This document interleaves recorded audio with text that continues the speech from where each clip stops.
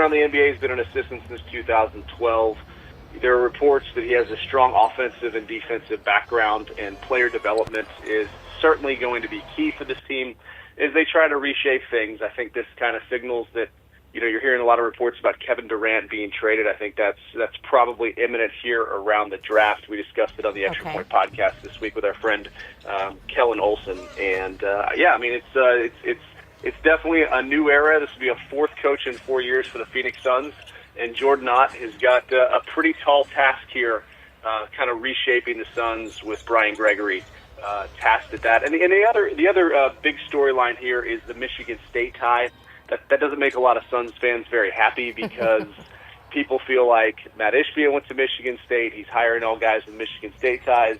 I think we're going to get over that pretty quick. I think this is a guy that's been in the NBA. He knows basketball, but he's certainly going to have to prove it on the floor. And there's a lot of Suns fans that look at this and kind of side-eyed when they see Michigan State on his resume.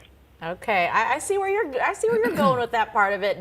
What do you think he brings to the table for our Suns? What do we need in a head coach?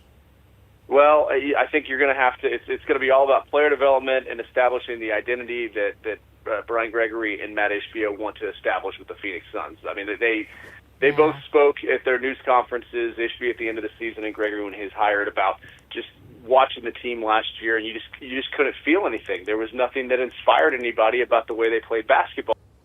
They've studied under Tom Izzo, one of the greatest college coaches, one of the greatest basketball coaches of all time, and there's a way to play. There's an identity, and there is some eye rolling that goes on with the Michigan State thing, but I mean, we're talking about one of the greatest programs ever.